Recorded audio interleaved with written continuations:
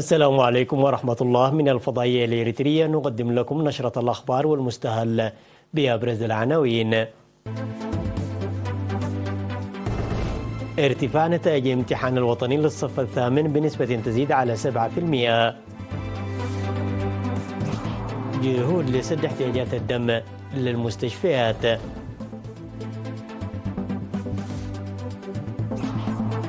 الدعوة للدفع بالأنشطة التوعوية الزراعية.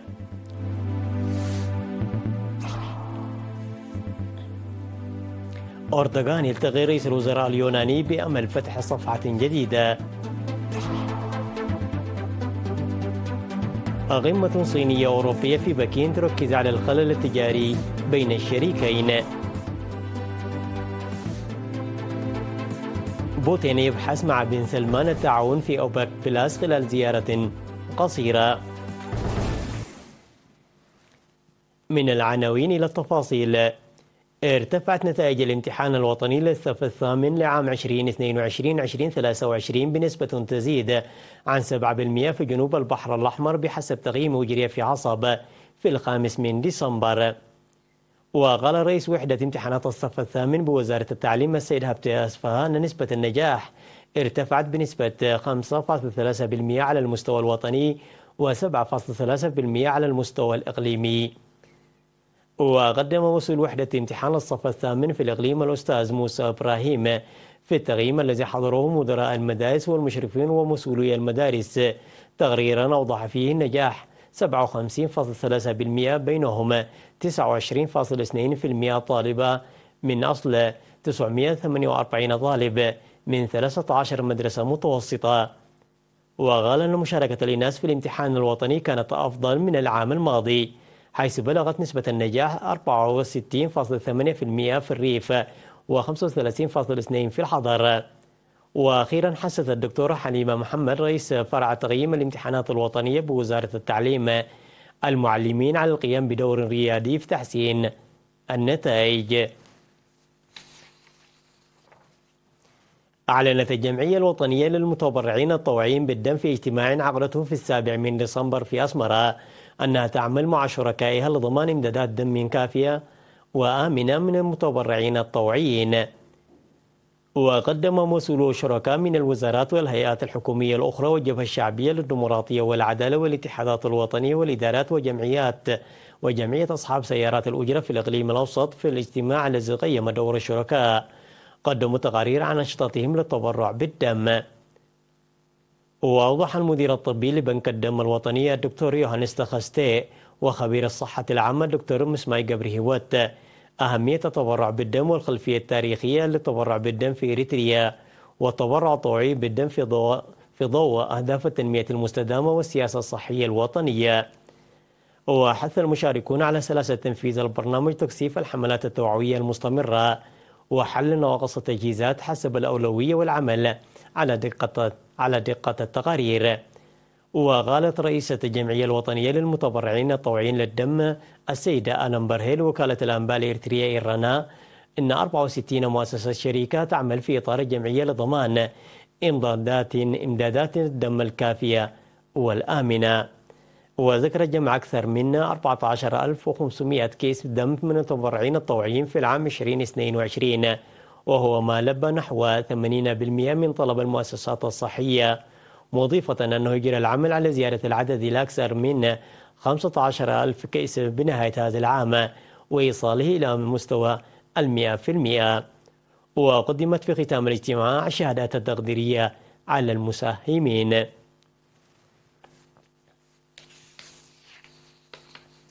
دعا خبراء الزراعة من وزارة الزراعة تشجيع إعداد الكتيبات والمنشورات التعريفية والمبادئ التوجيهية للمجتمع باللغات التي يفهمها ويتقنها المزارعون لرفع مستوى الوعي العام حول الزراعة الحديثة لأهميتها في تنفيذ فاعل للبرنامج.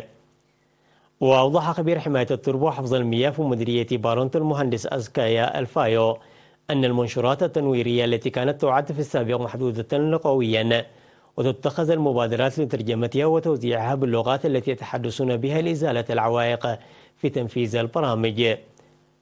واستشهد المدير العام لقسم الزراعة والأراضي في إقليم القاش بركة السيد أبو بكر عثمان بالمبادرة التي اتخذها المهندس أسكايا كمثال، وقال أن المنشورات باللغة التي يفهمها المزارعون ستعزز التواصل بين المهنيين الزراعيين والمزارعين وتعزيز تنفيذ البرامج.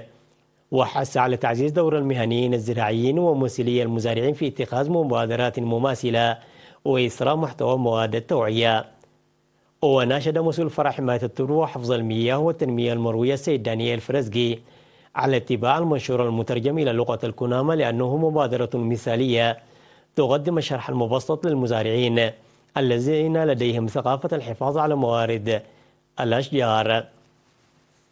دعا مكتب الصحة في الإقليم الأوسط المجتمع عامة وأولياء الأمور خاصة إلى الاهتمام الجاد في برامج التطعيم للوقاية من أمراض وإعاقات الأطفال. وأوضح منسق برنامج التطعيم في المكتب السيد جبر حوري لوكالة الأنباء الإرترية إيرانان توسيع نطاق تغطية التطعيم في الأطفال دون سن السنة والمرأة في سن الإنجاب أمر بالغ الأهمية للوقاية من الأمراض والإعاقات. وحول انتشار خدمات التطعيم ذكر وجود 3 مستشفيات أهلية و6 مراكز صحية و26 عيادة ونقطتين صحيتين. وأشار إلى أن الدراسات التي أجرت في فترات مختلفة أظهرت بأن التطعيم الكامل للأطفال ارتفع من 93.1 عام 2010 إلى 99.6 عام 2021 وتبذل الجهود لجعلهم 100%.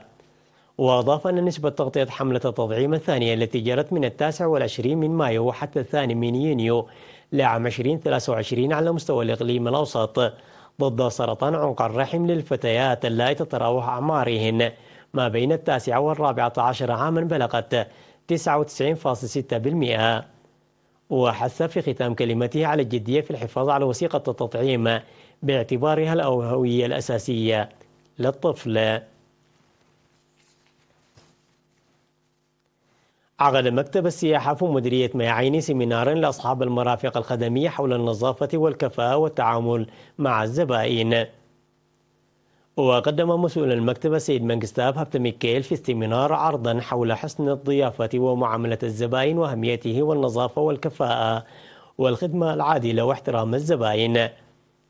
ودعا ممثل الصحة العامة السيد هبتوم كيداني أصحاب المرافق الخدمية والعمال إلى الحفاظ على نظافة مرافقهم ومحيطهم وإجراء الفحوصات الطبية للعمال كل 3 أشهر وتزويدهم بمطفات الحريق ومعدات الإسعافات الأولية.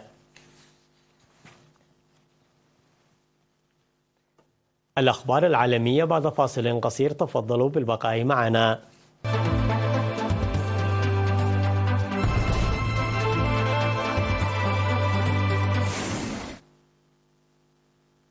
التقى الرئيس التركي رجب طيب أردوغان رئيس الوزراء اليوناني في العاصمة أثينا التي يجري إليها زيارة رسمية للمشاركة في الاجتماع الخامس لمجلس التعاون رفيع المستوى بين البلدين. وذكرت مصادر أن اللقاء جرى في مقر رئاسة الوزراء اليونانية بعيدا عن عدسات وسائل الإعلام. وأضاف أن وزير الخارجية التركي هاكان فيدان وكبير مستشاري الرئيس السفير عفاف أليج حضر لقاء أردوغان مع ميتسوتاكيس. وعرب الرئيس التركي رجب طيب أردوغان عن أمله في تدشين عهد جديد في العلاقات مع اليونان بعد أعوام من التوتر مع الخصم التاريخي لأنقرة بأول زيارة إلى العاصمة اليونانية منذ العام 2017. وسيتخلل زيارة أردوغان الذي يرافقه عدد من مسؤولي الدبلوماسية التركية بحث في الخلاف مع اليونان بشأن تحديد مناطق متنازع عليها في بحر إيجا. قال الرئيس الصيني شي جي بينغ لرئيس المجلس الأوروبي شارل ميشيل والرئيسة المفوضية الأوروبية دورلين التي تزور بكين أن الصين مستعدة لتصبح شريكا اقتصاديا وتجاريا رئيسا للاتحاد الأوروبي وفقا لما ذكره التلفزيون المركزي الصيني. وذكرت وكالة بلومبرغ للأنباء بأن جين بينغ أكد استعداد الصين للعمل مع الاتحاد الأوروبي بشأن السلاسل الصناعية وسلاسل الإمداد. وأوضح أن شي جي بينغ إن الحوارات السابقة بين بلاده وأوروبا بشأن التجارة والبيئة على سبيل المثال حققت نتائج جيدة هذا العام، مشيرا إلى أن الصين والاتحاد الأوروبي عليهما العمل باستمرار على تعزيز الثقة السياسية المتبادلة والاتصالات والتعاون. بالمقابل دعت الرئيسة المفوضية الأوروبية إلى معالجة الاختلالات في التوازن والخلافات بين الاتحاد الأوروبي والصين بمناسبة أول قمة حضورية بين الطرفين منذ أكثر من 4 سنوات تعقد في بكين. بحث ولي العهد السعودي الأمير محمد بن سلمان مع الرئيس الروسي فلاديمير بوتين سبل تعزيز التعاون والمستجدات الأوضاع الإقليمية والدولية والجهود المبذولة تجاهها. جاء ذلك خلال لقائهم بالعاصمة السعودية الرياض التي وصلها بوتين قادما من العاصمة الإماراتية أبو ظبي وفق وكالة الأنباء السعودية الرسمية.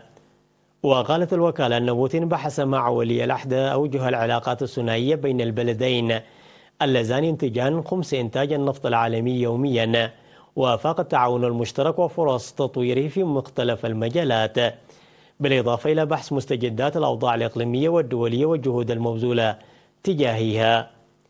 وشهدت العلاقات بين السعودية وروسيا في إطار أوبك بلاس توترا في بعض الأوقات، لكن البلدين نجحا في رأب السطع في علاقاتهم في غضون أسابيع. واتفقت أوبك بلاس على تخفيضات قياسية تصل إلى حوالي 10% من الطلب العالمي على النفط.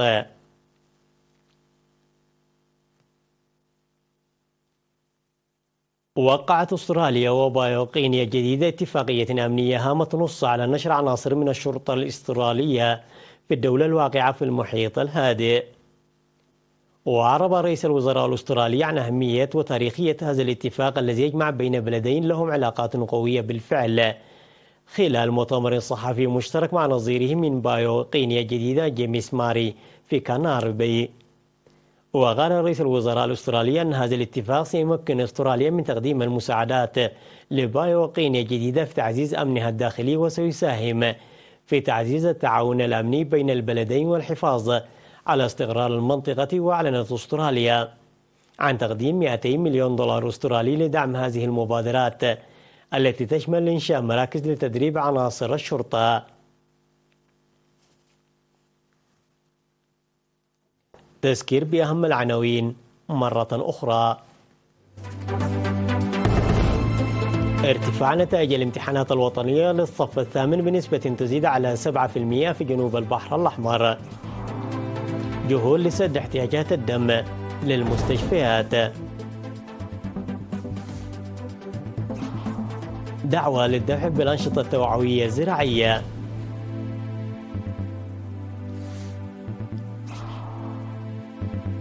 أردوغان يلتقي رئيس الوزراء اليوناني بأمل فتح صفحة جديدة.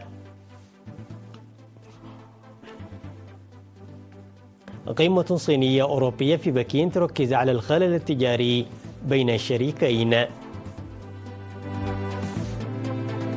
بوتين يبحث مع بن سلمان التعاون في أوبك بلاس خلال زيارة قصيرة. انتهت النشرة التي قدمناها لكم من الفضائية الإريترية. في أمان الله.